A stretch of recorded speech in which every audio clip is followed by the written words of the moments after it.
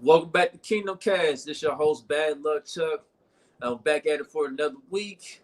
Over to the right is my guy, Country.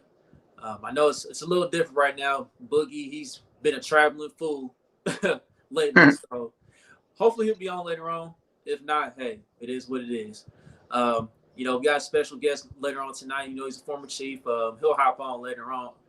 He's currently running behind, but in the meantime, while it's just us two on the set, how you doing this evening, my guy? Yeah, y'all was making fun of my hat, so I went and bought a new hat, a new, it's fresh off the press. I don't even know what it is, but it's new era, So Yeah, it's the yeah, they Independence. was making fun of my hat. Yeah, you got the Independence Day joint. I'm like, it's not even July yet, but I guess country's eager for that. You gotta be ahead of the curve, bro. You got to get it first. So now when somebody wear this hat, they say, "Well, country had it first." Straight up, straight up. Yeah, country wasn't playing around with y'all this time. You came with that fire, so. But Yeah, it was expensive too. anyway, man, to kick things off this evening, man, let's go ahead and talk about the Madden 22 cover. That's the big news. Patrick Mahomes, Tom Brady, two quarterbacks that participated in Super Bowl 55. They did a cover together for this year's game for Madden 22. They called it the MVP edition. So, Country, I'm gonna ask you this, man. What you think about Patrick Mahomes getting his second Madden cover already and doing it with the opponent he lost to? Yeah, that's historic. Like I think they the only two guys that ever had two covers. So I mean, it's just showing you Pat is the face of the league, bro. Like it really is. Like he is the NFL. He's so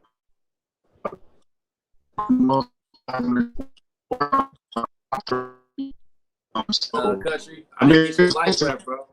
I didn't get your life rap, bro. You underwater, man. Yeah, dog, losing you, bro.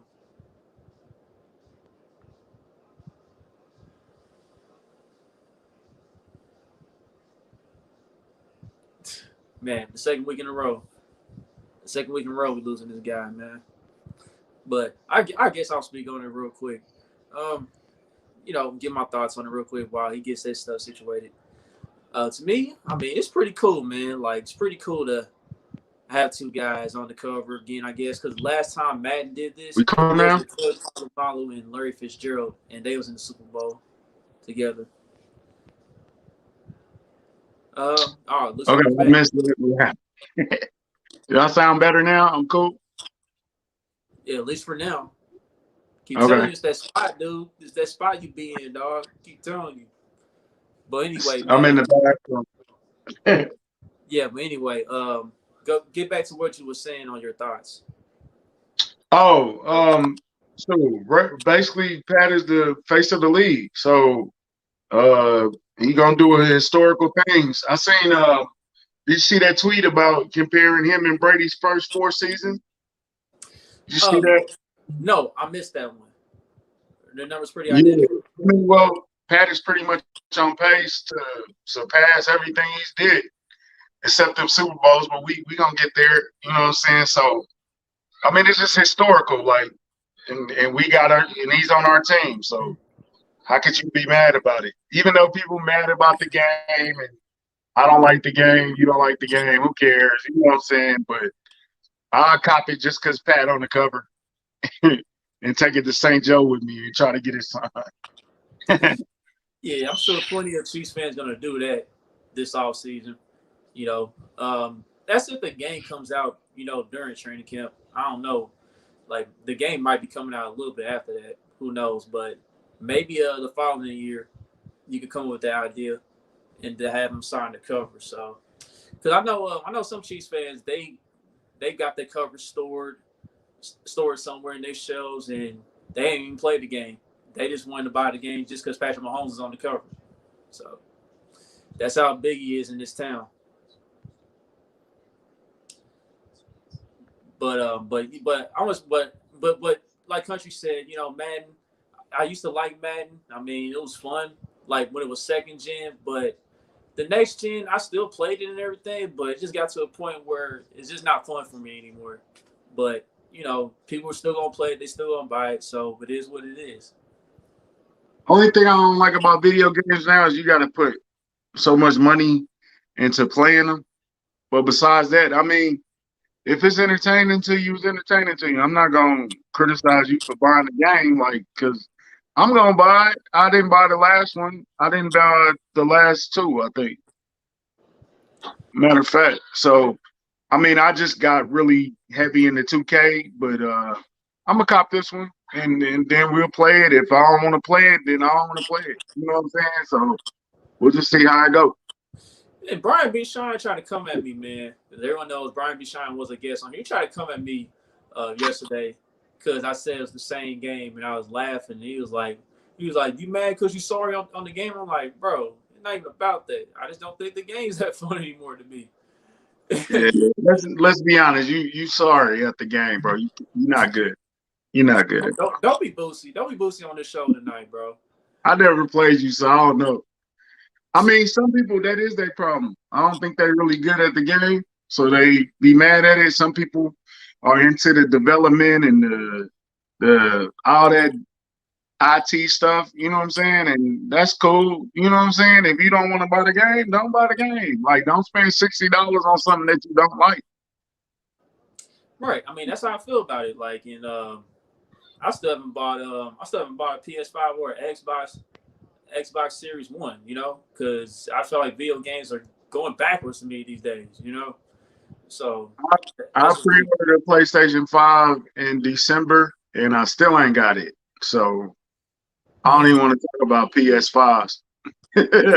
that's the thing with COVID, man. Like with the pandemic, like shipping and stuff, like it takes longer, at least for those video game systems, because I think they make like a certain amount, and then like I guess like depending on when you bought it or whatever, you're just gonna be waiting a minute. You know what I mean? So it's all about supply and demand.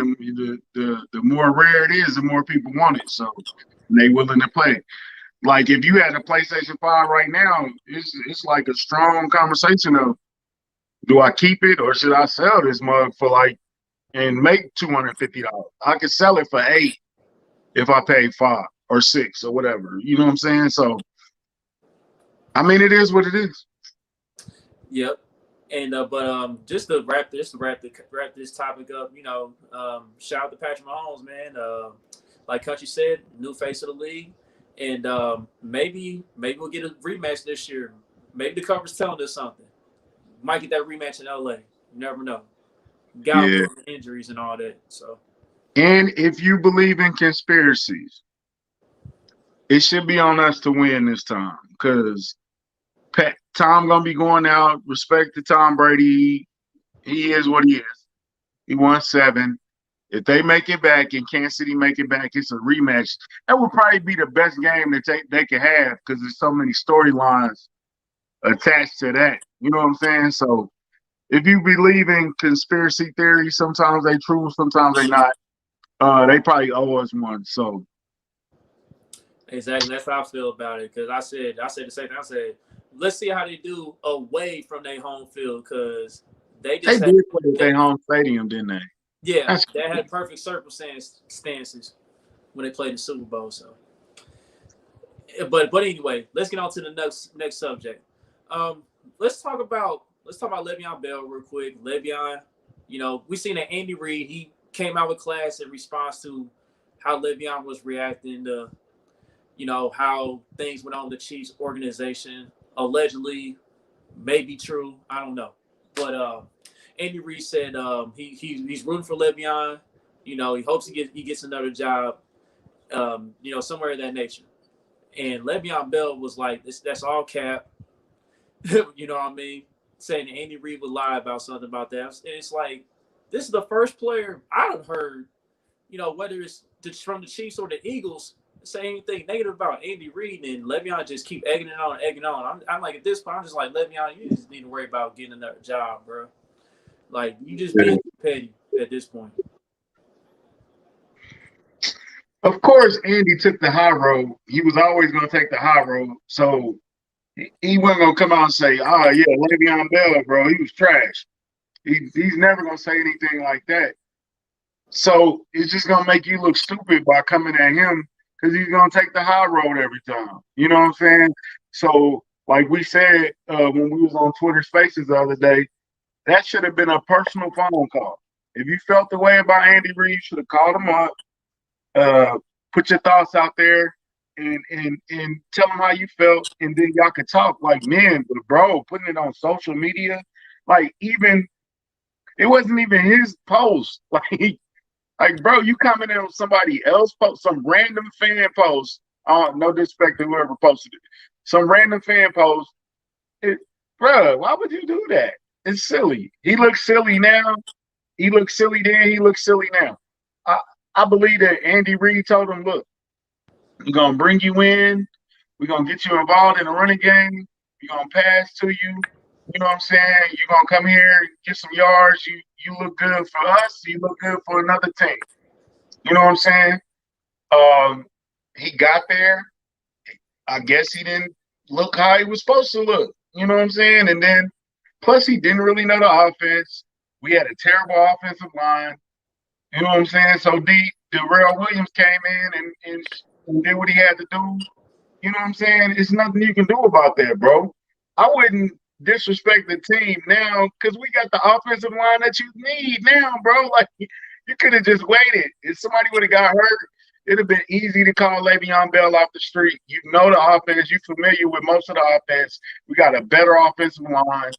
We can come in, bring you in, showcase you for a little bit, and you can go on about your career with somebody else, get you one last payday. But the direction he chose violence, and he chose retirement. It kind of looking like it, ain't it, man? I mean, he ain't really got no choice. Like guys in the league, and then half the people who don't work for him. So who gonna give you a job, bro? If they loyal to him, how you think they feel about you? Yeah, Andy Reid's culture tree is pretty large in the league currently. So yeah, it's definitely gonna be tough for Le'Veon at this point. And like I remember Philip Magruder, he's a known Chiefs fan. He hops in on here pretty much every episode. He's talking about the what if scenario because he liked to do the what if scenarios with players that's on the Chiefs or in free agency. He was like, what if Le'Veon Bell were to come back and run behind this offensive line in comparison to last year's offensive line? Because this offensive line on paper is way better by far. Like, it's not even close. Well, we'll never know because Right. he burned the bridge. He threw a grenade at the bridge, burnt it, blew it up. I mean, even Tyrann Mathieu came out and said something, which is, and not only said it, but didn't delete it later. Like, okay, so he meant what he said. You feel what I'm saying? So, yeah, bro. Jeff Allen said something. Mike DeVito. It was like former players was saying something. Tamba Ali said something. I think it's like, bro, you pissed on the wrong tree. Is that the saying? The wrong tree or whatever they say in the world. But yeah, that was a bad look, bro. That wasn't the look. That wasn't it. I'm not saying you should have humbled yourself, but maybe you should have humbled yourself, bro. Yeah, And came to that man like a man, and he would have helped you either transition into your career after football, or he would have got you on another team or something. He would have helped you put good reference on your resume. You know what I'm saying? So now everybody looking at you like you're nuts. So what are you gonna do now? This is the same way they looked at you when you left Pittsburgh. right. And I feel and I think DeVito said he would come out of retirement and play for Andy Reid. Now, I don't know how true that is necessarily, but hey, if his body was in the right place, if he was still in pretty good shape football wise, I mean, DeVito might come back, but I think DeVito's cool. He's pretty much done. I think he's pretty content with his life currently. So Yeah, he I don't know. Le'Veon Bell was tripping, bro. Like I feel, and as a fan of the guy too, even though he was one of our enemies, you know what I'm saying? Like, because he used to kill us. He used to kill us like by himself. You know what I'm saying? It's just hard to see him go out like that. It's hard to see him put himself out like that. I wouldn't wish that on him. You know what I'm saying? But you kind of did it to yourself. Ain't nothing we can do. So. yep. And by the way, that post was by the check down, I believe. I believe he made the comment in that IG post from the check down page. So that's Oh, who okay. yeah, Shout that's out who to him. yeah, shout out to the check down because they did an interview with me when I blew up. So but but let's get on to the next subject. Louis Riddick, once again, saying more great things about the Kansas City Chiefs, man. Man, Louis Riddick, he's been quite the positive guy with our organization the past few years. Okay, so he said that he's been saying that the Chiefs could have their best offensive line they have had since Patrick Mahomes has been there. Or maybe we can go back into time when we had Priest Holmes running behind a great offensive line. But anyway, he said that could be with two rookie starters, Creed Humphrey, and he feels like Trey Smith could win that right guard spot. And then he also said, "Oh, look out for rookie fifth round tight end Noah Gray from Duke. They like him a lot." So sounds like a lot of good things going on in Chiefs OTAs currently. So country, like on paper, do you think this current offensive line on paper, before they even go out on the field, do you think they can compare it to the early 2000s offensive line with Willie Roaf, Will Shields, and Wakeman, and John Tate and Brian Waters? Before we go into that, I got blocked by Louis Riddick. Yeah, I know that's tough. That's tough, bro. It's really tough. So every time he tweets something about the Chiefs, I have to go to Bearcat or somebody and be like, "Yo, screenshot that for me so I can see what he said." It's like, it's horrible. I hate it. I wish you would unblock me, please. Please unblock me, bro. I didn't mean it in a bad way what I said. But Hey, Lewis, I'm gonna at you on this episode and try to get my man's unblocked, man. He didn't mean no harm, man. So Lewis, please unblock my man, country dog. He's a football fan, man. He didn't mean no harm, whatever he said. But anyway, but what I said was, never mind, forget it. On paper, they have the potential to do that, but until you see it, you can't really go there, bro. Like that line was the best one I've seen. You know what I'm saying? Outside of what Dallas had some great low lines and Pittsburgh, but you know what I'm saying? That was a hell of an old line. They supported not Jamal, Priest, Larry Johnson. Like they put Pro Bowlers and all pros, together behind that line. You know what I'm saying? And made average quarterbacks look even better than they really were. So I'm gonna hold out that praise on them, but they have the potential to be that, and they young. All of them are young. Well, except Tony. What Tony's like 28, 20. I don't know. He's older. He's probably the older statesman on the line. But yeah, Tony's definitely the oldest one currently. Yeah, you gotta hold that praise, bro, because that's Willie Roaf and Will Shields and Brian Waters. You gotta reserve a little bit of that praise. But if they come out like they supposed to, like they are on paper, and Clyde has a hell of a season and he's putting up good numbers and record numbers and stuff, and Pat's not getting sacked and Pat's putting up numbers, then we can start having that conversation. But right now it's too early. Way too early. Yeah, and like if these guys really play up to their potential, for years to come, Patrick Mahomes, that should cut down on him taking bad sacks. Because at times we have seen Patrick Mahomes, he will get the scrambling a lot, trying to make something happen, and sometimes it'll end up in a 15-yard loss. You know what I mean? So that's one area where Patrick Mahomes could cut down as like taking the bad sacks. I think he should be a lot more comfortable this season in comparison to last season in general. Right. Yeah, and all those long dropbacks, those 15-yard dropbacks, you know what I'm saying, that he was having to take because the line to buy itself time. Sometimes we needed it because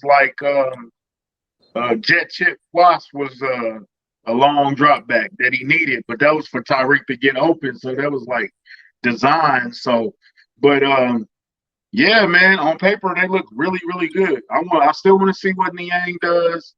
I still want to see how LDT looks. This is his first week back out of Canada, so he probably need to get in football shape. You know what I'm saying? So it's still some questions, but on paper they look incredible. and we'll see how long Kyle Long is out. You know, he should be back by the regular season. But if Trey Smith is starting, Creed Humphrey and Niang are all three rookies, three young guys, all starting, all big guys, all powerful guys. We'll see how it goes. It's going to be some growing pains. It's going to be some ups and downs, but hopefully it's more ups and downs. And they get thrown into the fire versus Cleveland the first week, like right out the gate. So you got to come with it right out the gate. So it's good, man. I'm excited to see what they do. Of course, we're going to go to St. Joe. As soon as they release them the schedule for St. Joe, yeah, we on our way. You know what I'm saying? So I wouldn't give them that praise yet, but on paper, they could come close to it. If they come even close to that, though, wow, we're gonna be amazing. You know what I'm saying? Like, yeah. We're gonna be contending for a long time, bro. And I was watching a little bit of film that Matt Lane posted from Kansas City Sports Network. He was a guest on here as well. I was watching, like, you know, the Oklahoma film with Creed Humphrey, and I assume Orlando Brown Jr. was in some of that too. And I guess it was like some of the run schemes. It was mostly like the draw plays, like the delayed draws or whatever. Do you think the Chiefs gonna implement some of that in the run game this year with Clyde, since just to make those guys comfortable? Yeah, probably. I mean, Andy Reid's a smart guy, so a lot of those guys went to Oklahoma. A couple of those guys went to Oklahoma. It would make sense for you to look at Oklahoma's film and kind of bring that into what you were doing. Not exactly that, but try to bring that style into what you're doing to make them comfortable, to get them ahead of the game a little bit. You know what I'm saying? So that would make perfect sense to me. It sounds smart to me, you know. But I wouldn't be surprised if Creed Humphrey is starting week 1.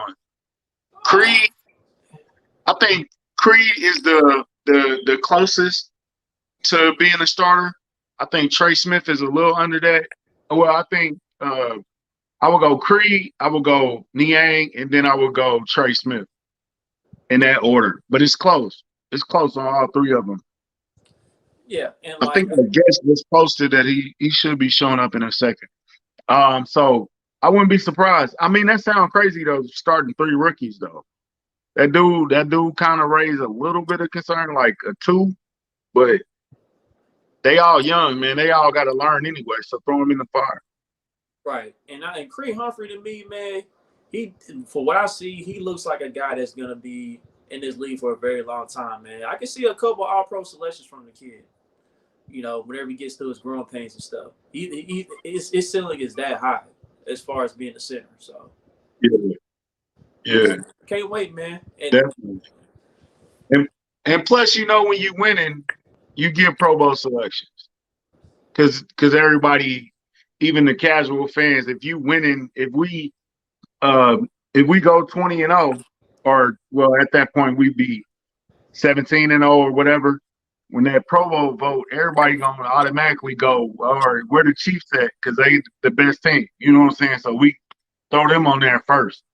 It's like Baltimore when they was 13-1 or whatever, and they had like 8 players going to the Pro Bowl. You know what I'm saying? It'd be like that. So I can see that. I can see that happen. Yep. All right. Well, looks like we got our special guest behind stage now. So let's go ahead and introduce him. All right, everybody. We like to bring in our special guest. He was a former Kansas City Chief safety. He was with the Herm Edwards era. I think it was the Dick Vermeil era too. I'm not too sure about that, but we remember this guy. He made a game-winning interception at one point in his career with the Chiefs. It was against the Raiders. I'd like to welcome our 9-year veteran, Jarrod Page, to Kingdom Kast. Bye, man. I appreciate you having me on, man. Your connection went in the toilet on it. What, my connection? You talking about yeah. Or is it me or is it you? Yeah, you just froze up, bro. With that same look you had when the Royals won the title.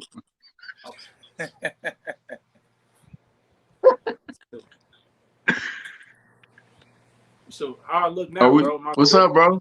What's going on, man? Not much. Not much. What's up, bro? What's going on, man? All right, look now, bro. My, What's going on, man? Hey, Jarrod, thanks for coming on, man. How you doing this evening, bro? I'm good, man. How y'all doing? Sure, I'm great, man. Thanks for coming on, man. It's a pleasure having you on this week, man. You know, I just want to ask you this real quick, man. Um, just to kick things off, man. I see you got your UCLA fitted on. Oh Repping pretty yeah, well. represent my UCLA real quick. My Bruins.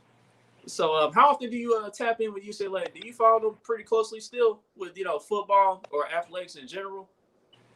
Yeah, I follow them. I'm out here. I live in Southern California. When I finished playing, I went back and played baseball for a couple years after I finished playing football. But this is where I settled down at out here in LA. So I get out to some games and stuff, check them out in all the sports. Especially being that I played baseball there too. So I'll follow them in that as well. But yeah, I'm big in it. I'm trying to get more into it now that I kind of got some free time. I ain't got to worry about running around and working out on the time. I'm putting on a couple pounds. I don't know if y'all can tell. A couple pounds, man. Got a little free time now. That's good, man. That's good, man. So, Okay, first question I want to ask. Hold on. Are you? My bad, Chuck. Go ahead.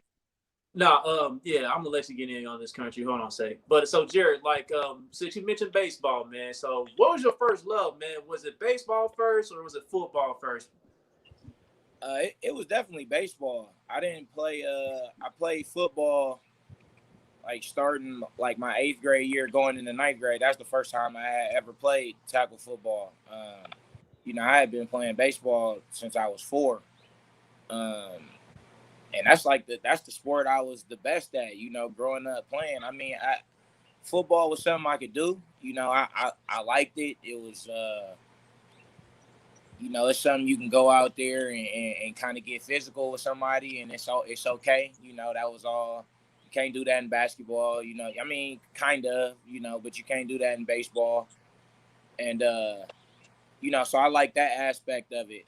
But yeah, baseball was that was my first love. I mean, still is. I got my oldest boy playing baseball, and I have him in that heavy. What position you play? Out of high school, I was a shortstop. I got drafted by the Brewers as a shortstop, but then at UCLA, I played center field.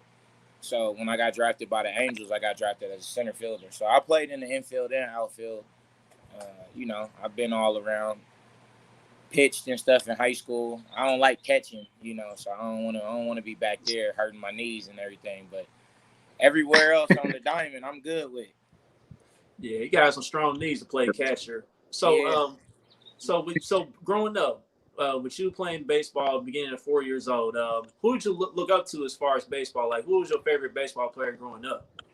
Yeah, man. Ken Griffey Jr., seeing him come out there, I think he was 17, 18 years old and do what he was doing. Actually, he was smacking stuff against my age. My bad. I know I can't do the Royals, though. The Chiefs, as far as I can't do the Royals, and, I'm an Oakland A's, but Griffey was out there. Yeah, Griffey was balling against us. We had a shortstop, Miguel Tejada. I liked him a lot because he was there with the Oakland A's. Watching Barry Larkin, it was a collection, but Griffey was like that dude, though. And that's probably how I learned. I was a switch hitter. I could hit both sides, and that's probably because of Griffey. Because I go play strikeout, and I want to be Griffey, and you can't be Griffey batting right-handed. So, I had to turn around, hit left-handed. But yeah, Ken Griffey Jr. is who I like the most. Yeah, believe it or not, I had to get them Griffies today. So, I had to itch again. So I had to get them Griffey ones today. No swingman editions. Yeah, you gotta hop on them. Yeah. Yeah, I seen Griffey play against the Royals, and we was getting him at first, and then he had like 3 of them. Yeah. I was like, whoa. He could do his thing. He made it look easy, man. Yeah. Hey, you know what? You can make it look easy. You know what? That's why, black kids, we used to be heavy in baseball. Baseball is hella expensive. I know for the equipment and for traveling and all that. Yeah. But we had guys to look at. We had Barry Bonds and Barry Larkin, like you said, and Well, Bobby Bonilla. Ricky Henderson for me too, up in the town in Oakland. Ricky Henderson, you know. Definitely, yeah. But it's like we don't have those same. It's not a lot of guys that you can look at and be like, yo, I want to be like him. You know what I'm saying? It's a couple of guys, but it's not as bad. It's not as much as it used to be. Like, ain't no Tony Gwynn out there, Kirby Puckett, it's not. It's bro. Like, it's crazy. Football and basketball kind of stealing a lot of the players that baseball kind of got. Like, for example, Carl Crawford. Like right now, Carl Crawford probably would have went and played hoop. Just the way it's, moving. They got NBA players got a lot more power now to control their situation. So if you really good in both, I mean, I know baseball got the bread, but the NBA players kind of, you might have a little more control, over your situation. Baseball, you got to sit there for. I mean, they starting to pay these dudes earlier, like Tatis, Acuna got their deals early. Trout got his early, but I mean, dude, you ain't a free agent till 6-7 years.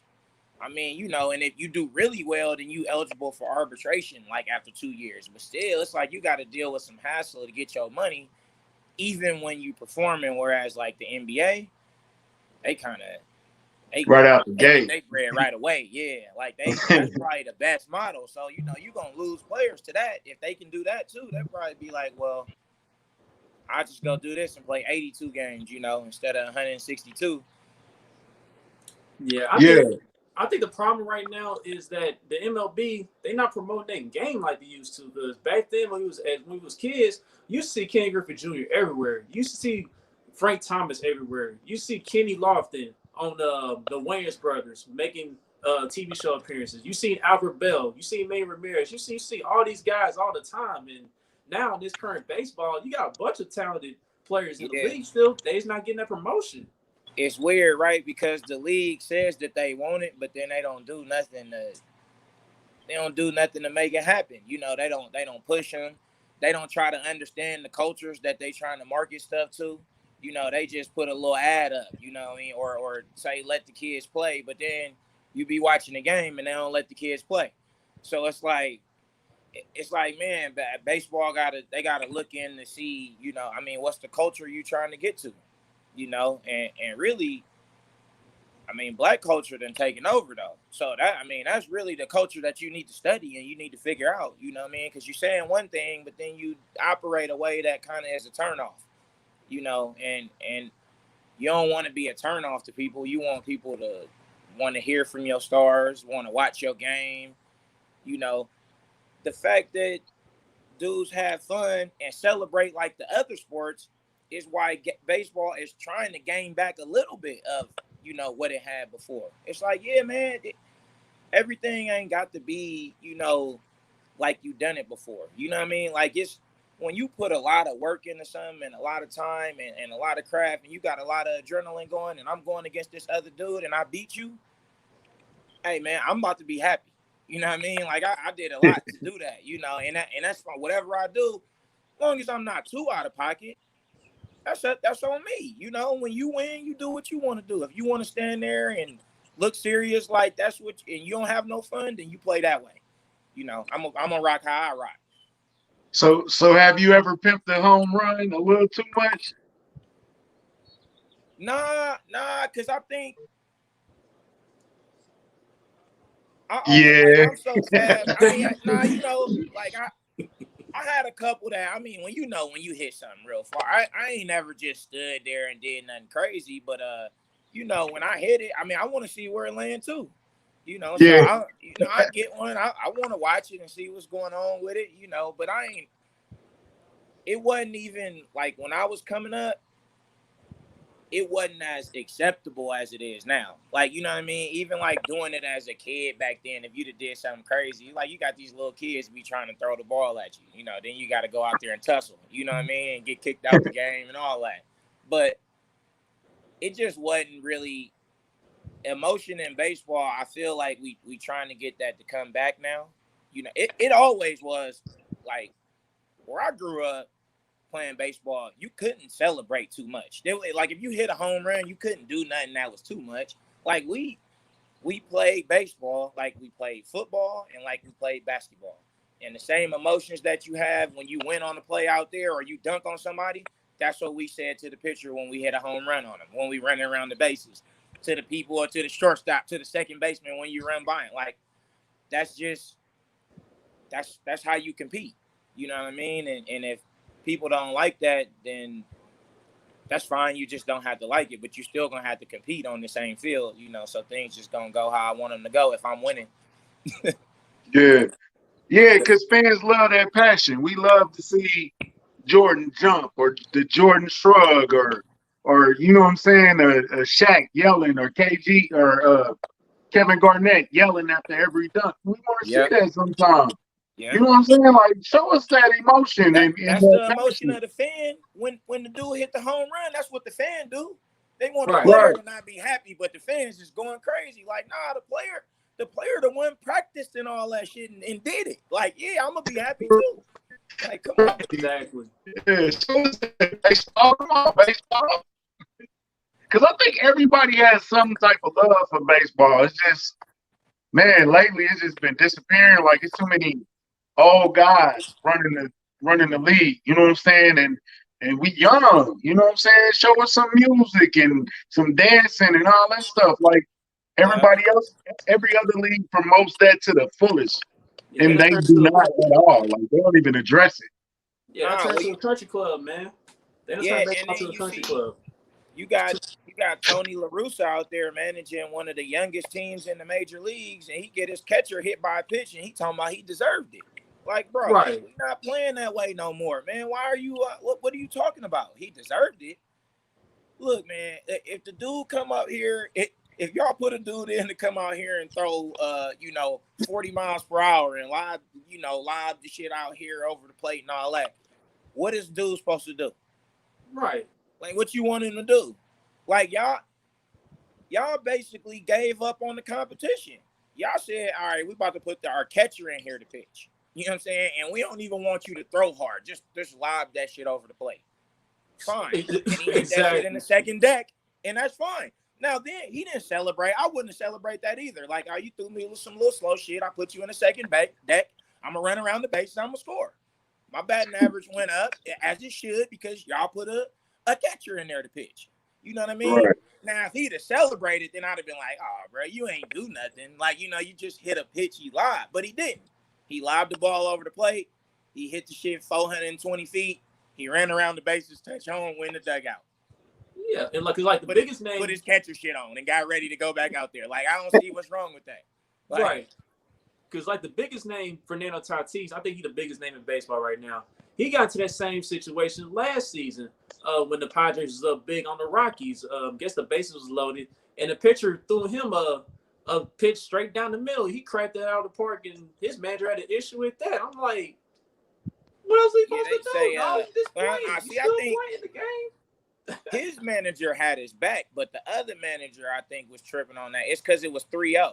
And I'm like, first of all, so the other manager, or rather, his dude throw ball 4 and Walker run in, then throwing a pitch for a strike and making him swing the bat to get him out. I don't understand that. I'm not obligated to take this pitch, man. You just threw 3 pitches to me trying to get me out. Now, all of a sudden, because we winning and the base is loaded, I'm supposed to let you get a free strike after you just tried to get me out with 3 pitches.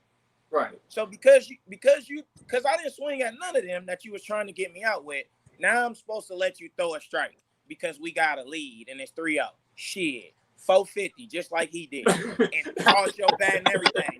That's what you're supposed to do. Like, you know, that's how baseball need to be played, and you'll have more fans. Like, exactly, bro. Now, I'm sorry for everybody's audience. I'm sorry that we made it to a baseball topic, but Jarrod used to play baseball. Nah, man. Let's go and transition to the gridiron. So, Jarrod, like, when at your point in life, like, when did you decide, like, okay, I'm gonna make football a full-time thing? When did you come to that decision? When I came to the Chiefs, because even when I showed up to training camp, I wasn't sure. You know what I mean? I had went in the 7th round. I was mad about that. You know, I felt like I was way better than the 7th round pick. So I really was like, you know, I'm gonna go out here to camp and do it and just do my thing in camp and just let them know I ain't no 7th round pick. Whether or not I keep playing football, I don't know. You know what I mean? But I'm gonna let them know I wasn't no 7th round pick. And so that's kind of where I was when I went to camp. I knew that the Angels were still there. So if it wasn't working out in KC, I knew I was just going to sign and go play baseball. But I still wasn't sure, you know, and I got there and got to camp and, you know, things went the way I wanted them to go in camp. And I realized, like, you know, I wasn't just going to be on the team. Like, I was going to be on the field. And so, you know, for me at that point, it was like I don't want to still do both. Like I want to do one thing. Like I had already went through college and had to do both in school and all that. And I'm like, at this point, I want to do one of them. So, you know, I went back to the Angels and basically tried to get my contract that I had with the Chiefs out the Angels, and they ain't come up high enough. So that was when I finally made my decision to just focus on football then. Yeah, you came. Did you and Pollard come in at the same time? Yeah, we came in the same draft. He came in, he went in the 2nd, I went in the 7th. We came in the same draft. Yeah. Y'all used to, bruh. Like I tweeted you that YouTube hit. I don't know why you hit Chris Chambers that hard, bro. But Oh. Hey, man. To be honest, like every time I hit people was because I was trying to get to the ball though. And then I just can't get to the ball. So that's the next best thing. You know what I mean? Like, because I remember that play to Chambers, and I had broke way before Rivers threw it because I was trying to pick it. I thought he was going to throw it even, you know, more to the middle of the field. And then I realized I wasn't going to get there to pick it. So I'm like, well, I'm just going to run through him then. You know, I don't think you probably can't do that anymore. You know, that's a penalty and everything. Yeah. But Bernard, though, man, that's the hardest hitter I never played with, man. That dude, in practice, it don't matter. Full speed, he knocking you out. Yeah. He wild. Yeah, for sure, man. And speaking of You Bernard, said it in practice too? In Yeah, practice, right. he was playing people out? He'd go do that here, run and hit LJ like that. We like, hold on, man, come on. Like, yeah, he don't care. He come out there and practice smacking his helmet. He get through there and somebody come through there kind of tiptoeing. Bah! It'd be Bernard. They like, Bernard, hold on, we on the same team. Oh, you know, the coaches. I'm like, man, this dude. Now Pollard looked like one of them guys. Even now, he looked like he give 110%. Like he got into the NASCAR racing, and now he opening the race. I'm like, dang, that was like he just started talking about it 2 weeks ago. He competitive. He jump on like whatever he jump on, he all the way, all the way. And then he might change his mind in a couple months and be on this, but he'll be on it all the way though. Like, you know, he'll go hard and compete at whatever he's doing. Like, you know, I mean, a lot of guys are like that though. Like a lot of dudes that play, that's probably a quality a lot of us have, and that's how we got there. Just like super anything you jump in, you trying to really learn how to do it and be good at it. Yeah. I'm be honest, bro. You was one of my favorites. I ain't gonna even lie to you. Appreciate it, man. From the get-go, because I like the way you play. You play hard, you play fast, and like you said, you was trying to get that ball. You know what I'm saying? Whether you had to intercept it or knock it out. Right. One of my favorite plays, you made that interception in Oakland. Was they in Oakland then? Against the Raiders? Yeah, which one? I got the Raiders so many damn times. That was like they produce about half my interceptions, man. It seemed like you got up a little bit. It seemed like you got up a little bit for that one. Well, yes, it's my hometown, you know. So I know, like when we played there, I got a bunch of people there in the stands watching, you know. And then even when we played them in Kansas City, people was out there at the game, and then they watching at home. So, you know, it's not that you taking like any game more serious, but it's human nature, man. Like it's human nature that that 99.9% focus you be having, like most of the time, you be having Mm-hmm. like 100 sometimes. It's human nature. Like some things, it's like, some things you can't even be knocked off for that 0.1. And it's just like, playing against Oakland. And then it's the Raiders. On top of like me being from there, like we the Chiefs and they the Raiders. So it was even more on top of, the hometown and all that, So I think just as a team, we were locked in. And then for me, it's like I get to have our biggest game, our biggest rivalry also against my hometown. Like, so it was even bigger. Yeah, I feel the same way about because when Marcus Peters was on the Chiefs, every time we played Oakland, it was always like you said that 99, but it was like, oh, it's like 102. Yeah. We playing Oakland, you know what I'm saying? So yeah. And y'all very loyal. That's something about Bay Area. It's funny that the Bay Area and Kansas City, I don't know if we like first cousins or something. Probably. Yeah, I think so. Music, everything. Yeah. We love the Bay Area. We love y'all music, y'all culture. We take y'all slang. People think we started Bootsy. We did not start that. It started in Oakland. We took it from them. You know what I'm saying? But we love y'all, bro. Like we show y'all so much love. Was it weird being from Oakland and things that people would say about Oakland when y'all played them? Like, did you hear those? The fans I'm talking about. Because Kansas City, like. Yeah, but I was never a Raiders fan though, so I wasn't like talking about the Raiders. Don't hurt me. It wasn't like they wasn't really saying nothing about the city. And then like for me, being from Oakland and coming out and living in Kansas City, like it was cool, man. Like I got along with the dude. I ain't just talking about in Overland Park. I'm talking about in Wyandotte County. It don't matter where I was. I got along with people. Like it wasn't like I was in some city where I couldn't even talk to people and I looked like some goofy dude standing out, not supposed to. When I first got there, I'm in a little rental Buick. I don't look like nobody, special. I'm trying to see, exactly what's around here, what's going on. But it felt a lot like the Bay. You know what I mean? As far as talking to people, obviously it's different. It got its differences. But like the music I was hearing, I'm hearing people drive down the street. They playing Messy Marv and stuff. I'm like, hold on, what the hell? Yeah. What's going on here? What's going on? Okay. I'm hearing people talk. I'm like, oh, okay, that kind of sounds. That's all right. We be saying that too. Okay. So it didn't feel that crazy. Right. So yeah, it's something about the Bay and Kansas City, man. I can't put my finger on it. I don't know why.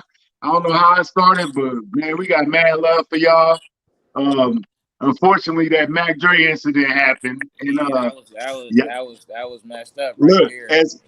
as much love y'all have for us, y'all's down here ready to defend it. That's for sure. I see a lot of rental cars that weekend.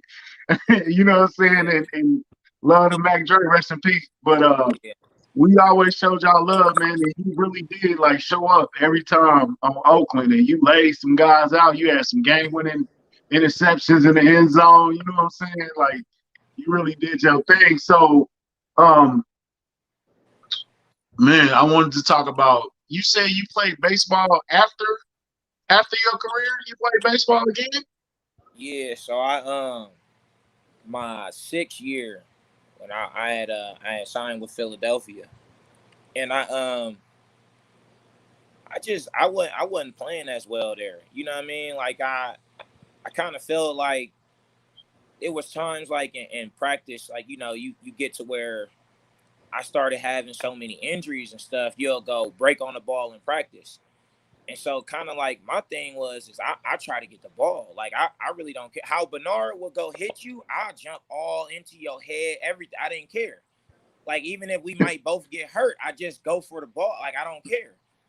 And I kind of lost that because I didn't want to get hurt. Like you go run and you about to go jump and you go, oh, I ain't gonna do that in practice, right? But what happens is that shit every day in practice comes out in the game, right? So you go break on something in the game and you get right there and that shit you've been doing every day where you slow up a little bit, it happens. And then you catch it and you like, oh shit. And like it's a problem. Like that's a problem. Like you can't you can't prepare that way. And if you preparing that way, then you can't really, for me, I was kind of like, man, I wasn't really enjoying it because I felt like I couldn't get there anymore to do that. And I was like, man, I had been missing like baseball. I was like, what if I did that? So I was like, you know what? I'm gonna reach out to the Dodgers, the Giants, the Dodgers and the Angels and the Brewers, all the Pirates, everybody, all the teams that were talking to me through the draft process those times. I just reached back out to them, and the Dodgers hit me back like, we want you to come work out, blah blah blah. So that year I got released from Philadelphia, signed by the Vikings, finished the year with the Vikings, and then like a month after the season, I was in Glendale, Arizona at the little Dodgers, kind of open tryout.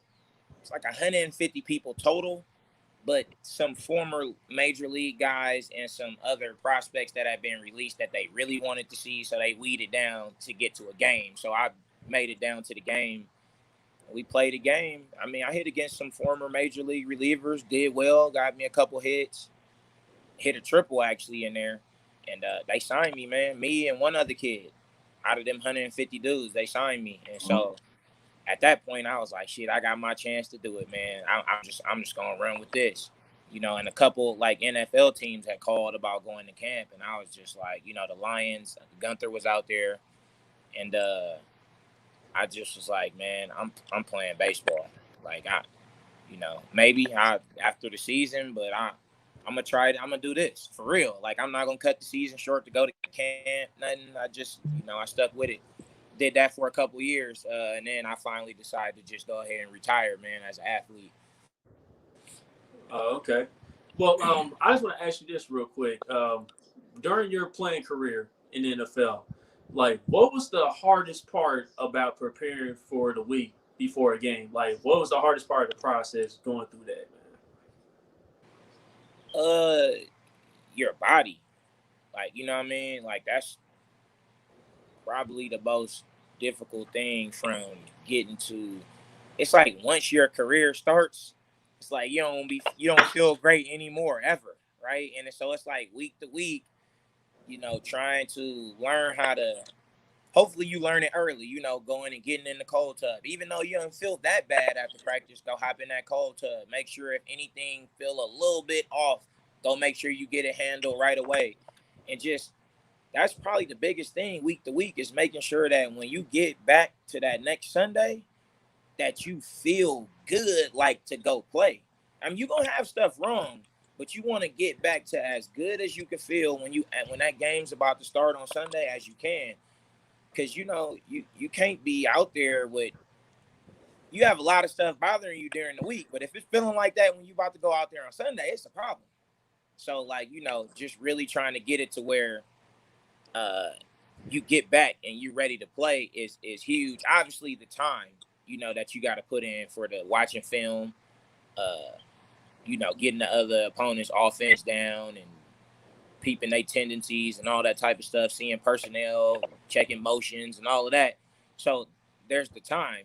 But I guess most people, they don't know about that. But, I mean, they should know. We at work from 7 a.m. in the morning. You going home at 5 o'clock at night. If you with the Patriots, you go home at 7 o'clock at night, 7 to 7, right? And you're doing that every day. So that's the film just work part, but then your body, man, because that you got to do that when you go home too,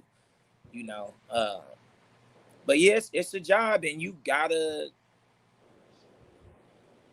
love it more than it pays you money to keep, getting yourself right week to week and year to year. And then, dudes, like Peyton and them that played all those years, man, it's a grind, But I respect it because I did 6 and I know how I was feeling at the end of 6. So I respect it. For sure.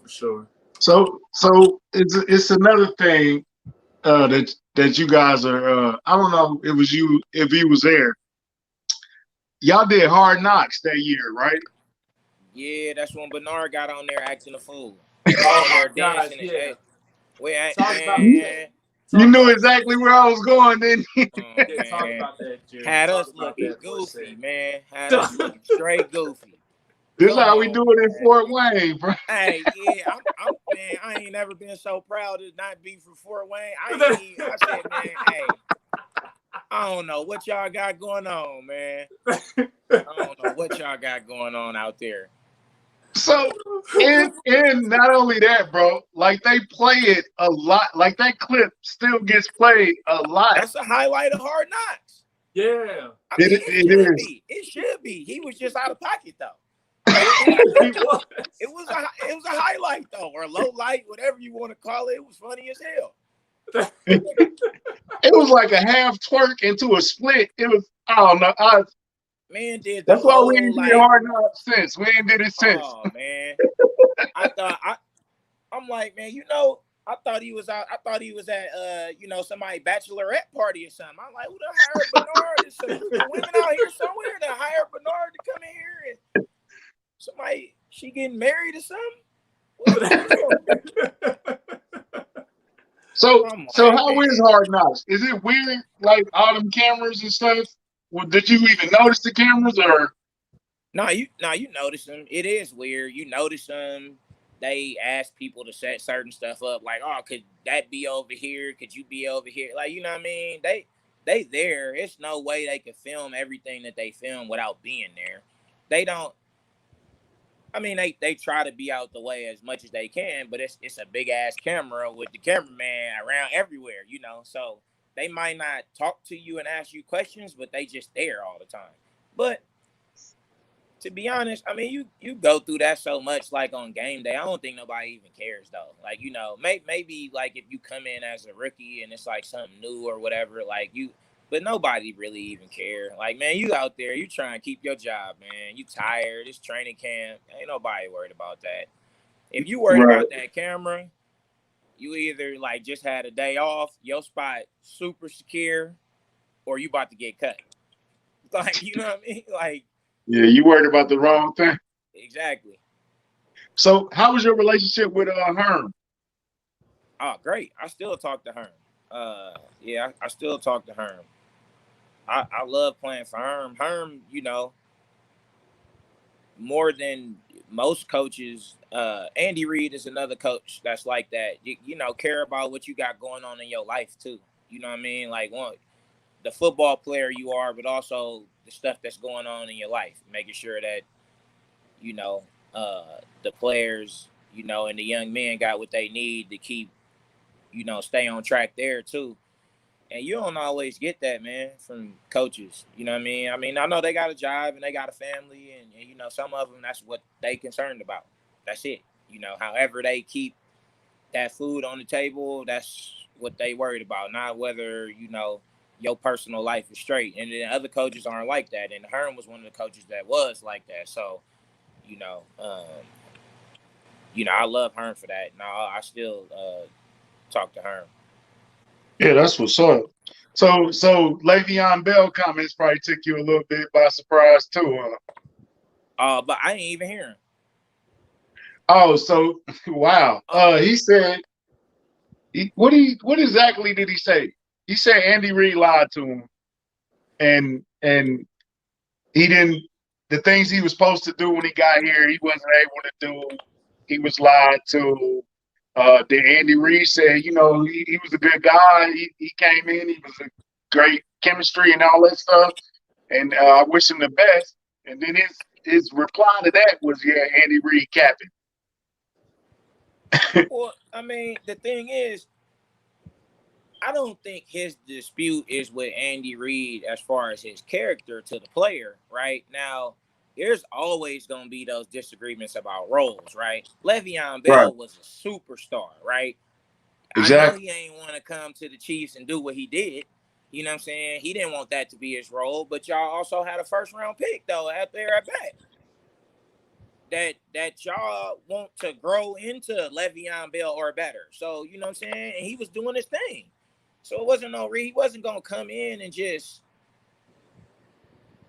take a dude out the spot.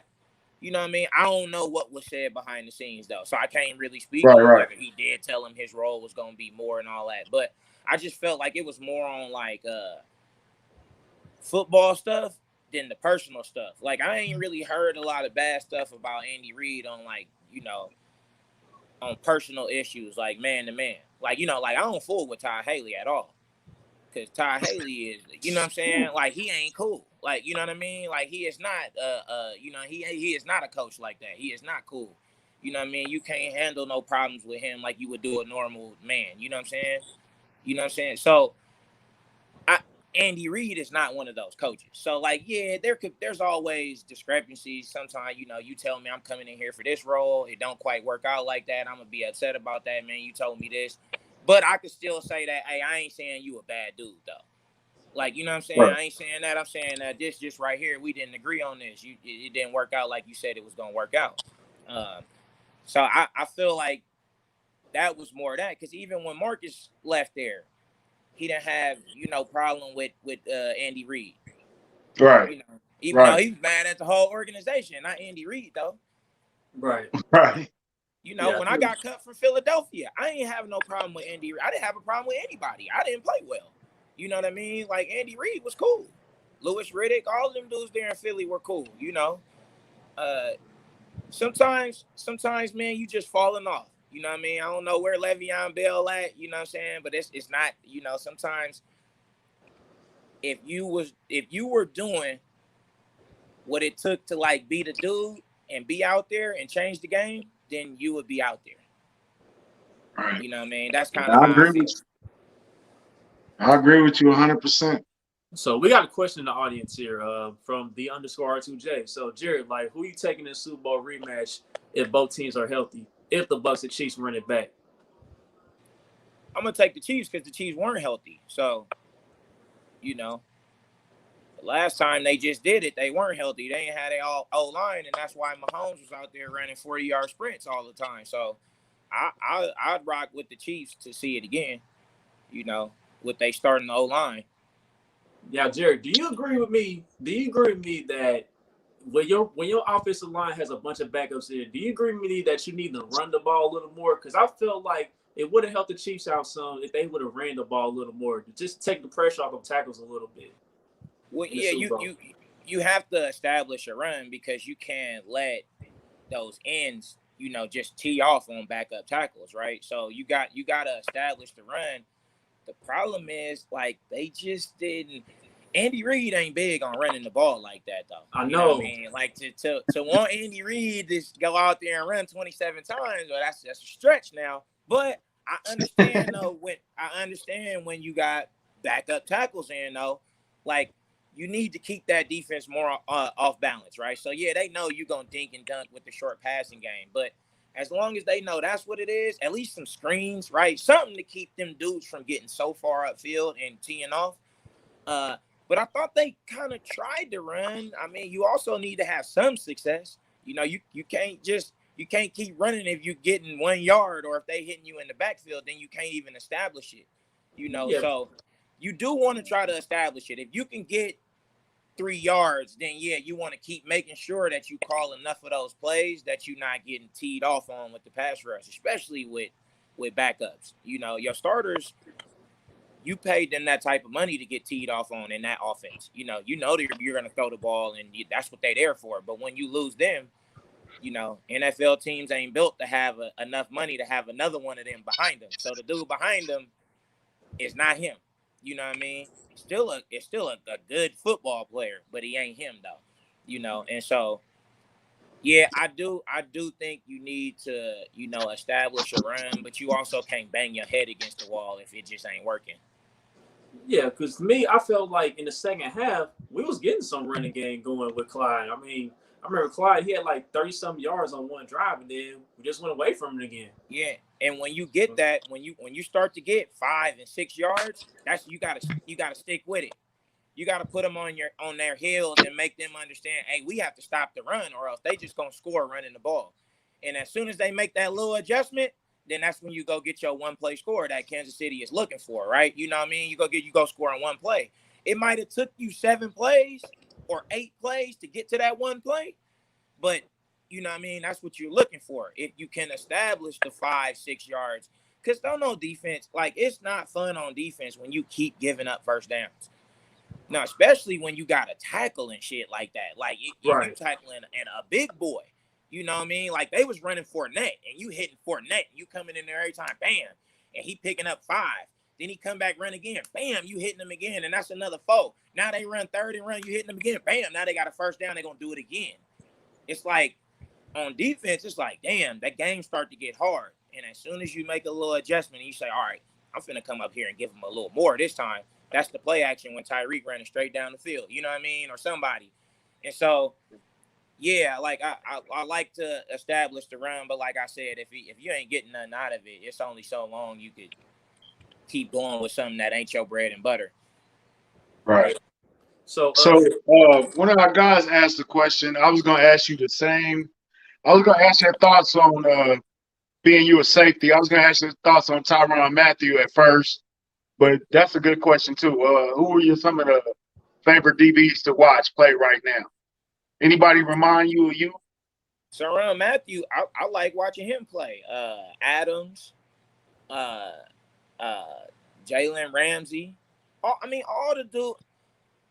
the dudes that Adams more so because it just amazes me how he getting all these sacks and stuff as a safety. Like, you know, his blitzing, not so much for him like picking the ball off, but those other dudes because of how they go get the ball. Marcus Peters, like, you know what I mean? Like, I like dudes that want to go get the football, and when it's up in the air, they go get it. Like, it's mine. Like, you know what I mean? They don't catch picks over the shoulder. You know, like when it's in the air, they going up to get it. When I see those dudes playing, when they got a chance, they going to get it. Xavier Howard, like, they going to get the ball. And those are the dudes that I like the most. I always notice that with a DB when I'm watching, I notice his ball skills. Like when the ball gets in the air, who's the dudes that start looking awkward and just try to, you know, bat it down, and who's the dudes that can like pick it off?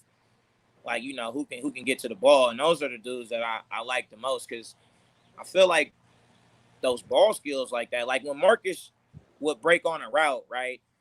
And you're breaking and you see that you can get there to get the interception, but there's a body in front of you. You got to figure out how to get around him and get your hands back to get the ball. Everybody can't do that. Like, you know what I mean? Like everybody, some people just try and break that up or go for the tackle. And I like the dudes that go get that ball, you know? I like to watch DBs in general that are going to go pick the ball off. That's who I enjoy watching. Man, you're the same guy, man. Because I also like defensive backs who like to take away the ball myself, man. I admit I was very upset when Marcus Peters got traded from the Chiefs, man. I was very upset about that. But you know, I'm past it now. We never recently won a Super Bowl, so everybody ain't past it. Everybody in the city ain't past it. Yeah, I mean, I still want him on the team, but it is what it is, man. Part of the business, I guess. You know what it was? Marcus was special. Like Marcus' first play was an interception. Wasn't it? Pick 6, right? Was his first? It's like his first 3 plays. He stepped in front of a curl or something. Yeah, Marcus was special, man. And like I said, the love for the Bay Area, all the guys like us, we was rooting for Marcus. You feel me? And they still do. You know what I'm saying? So a lot of the guys like us, the culture, the black people, you know what I'm saying, the streets. Right. Marcus had the streets. You know what I'm saying? And still do. You know, like they still love Marcus here, man. You know, it sucks that it didn't work out, you know, but that's the business. You know, the business is crazy like that. You know, it's a cold game. So, but yeah, Marcus was special, man. Marcus was special. Yeah, definitely. Play the game fearless. You always got to go out there and you always have to feel like you're the best player on the field. I know it'd be irrational, right? The fans look like, ain't no way you the best player on the field. Shit, you can't tell us that. Like, you know what I'm saying? Like, you can't tell me that when I'm out there on the field and I'm in the game. Like, you know, but you got a bunch of dudes running around out there thinking that, you know, and that's why the game is what it is, you know? Yeah, you know what's funny? You know what's funny about Marcus, man? Because I remember a clip. He responded to fans before in the stands, but he actually went up in the stands one time. He was in the Rams uniform. I guess a fan was talking trash on him. He was like, "Where you from? Where you from?" Oh, You I gonna get remember. fined. You gonna get fined. Man got scared real quick, dog. So I I like remember how that. Marcus don't back down from nobody, man. Nah, Yeah, see, Marcus. Marcus got a little loose fuse though. He don't know how to rein it in like Marshawn. See, Marshawn know how to like rein it in a little bit. Marcus would go he'd go a little crazy sometime, a little over the edge. Yeah. Like, Marshawn know how to take it right there and keep it playful so he don't really get nothing happen. Marcus will run up in the stands on you. You know. Hey man, uh, I've been a fan. Like I said, I've been following you for years on Twitter. We always had little side conversations, man. I appreciate you, and it meant a lot to me as a fan of. You know what I'm saying? Sometimes you be fans, and then the business is crazy. They go to another team, but you know what I'm saying, man. You stayed true to Kansas City, man. You always supported the team and the city and the fans. You show us mad love on Twitter. You be clapping back at some people, which is always hilarious.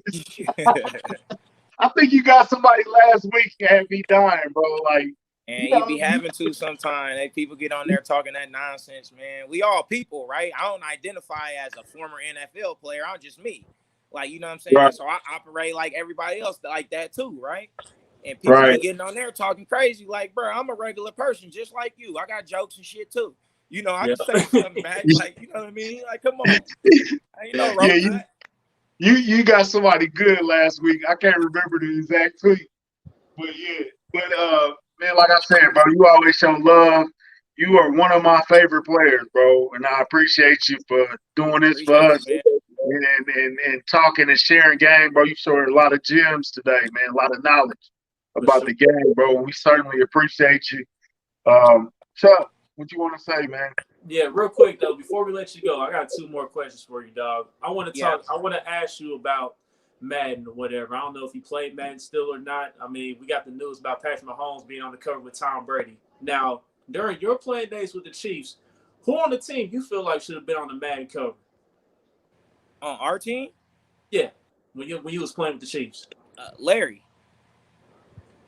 I mean, Okay. Larry was the one that he had the type of season that would go on the cover of Madden. You know what I mean? Like that's the type of season where you get on there. Unfortunately, our team wasn't all great. You know what I'm saying? But that's the type of numbers. It's supposed to be extraordinary, and that's the type of numbers you're supposed to have. But Larry, rushing for all them yards with all them carries. I mean, man, that was big.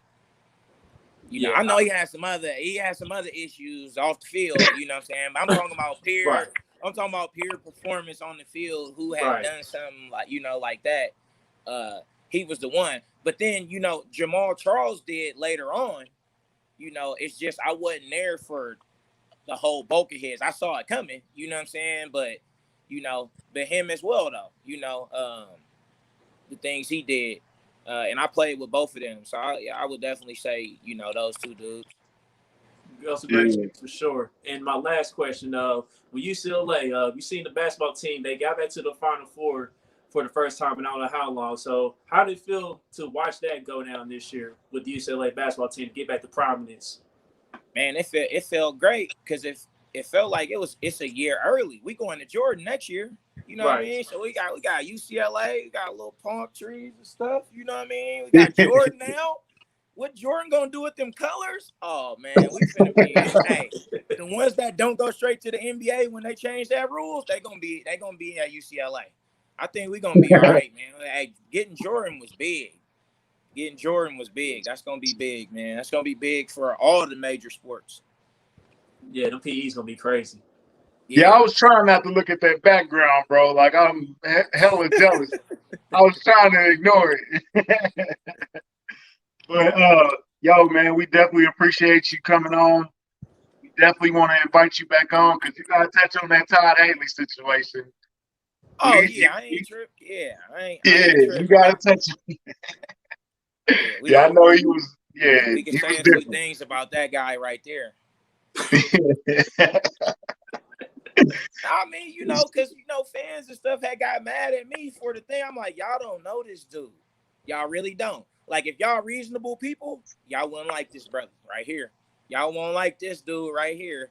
if y'all a reasonable person, you won't like this dude. But you know, I think everybody kind of end up seeing that, right? That's why it ain't work out, you know. I still don't get the Derrick Johnson thing. I still don't get it. I still Right. don't know what he was doing with that. You know what I'm saying? But We don't heard enough yeah, stories. we're gonna We don't touch heard on enough that next stories. time, bro. Yeah. We don't heard enough stories about Ty Haley, bro. We Man. understand. We don't heard enough stories about Ty Haley and what went on. So we get We it. ain't never heard it from somebody that was there though, in the middle of it, like for real, for real. You know, we never heard Yeah. rumors and stuff. We want a guy that I was in the mean, fire that really know what he's you know, talking about. it was like everybody kind of figured out. That's why he ended up being out of there. You know, it just certain styles don't work with grown men. Facts. You know, certain styles don't work with young men and kids either. But people still get away with it. You know what I mean? But it's just you really don't get away with it though when you try it with grown men. You know, it'll end up being a problem. You know, and so. You know, that's how I was. You know? He was a wild dude, man. Yeah. All right, Chuck, take us out, man. But yeah, Jarrod, thanks again for hopping on with us, man. You know, like the country said, we love to have you back, man. You family here, so. Wait a minute. Hold on. Is it Jarrod or is it Jarrod? No, it's Jarrod. Okay, cool. Yeah, okay. yeah. All right, cool. Nah, he So, good. Sometimes they call you Jarrod Page. I done heard that plenty times. I done been called that my whole life. It's wrong. It been wrong my whole life. It's cool though. so I'd like to thank everybody for tuning in to this week's episode, man. On the merchandise, we almost got that set and ready to go, people. You know, hopefully everything get done by this weekend, and we'll launch it for everybody to get the merchandise with the t-shirts and stickers and everything. So, till the next episode, we are out of here, y'all. Shout out to the Bay. Shout out to the Sir. Bay. Yes, Rest in peace, Dre.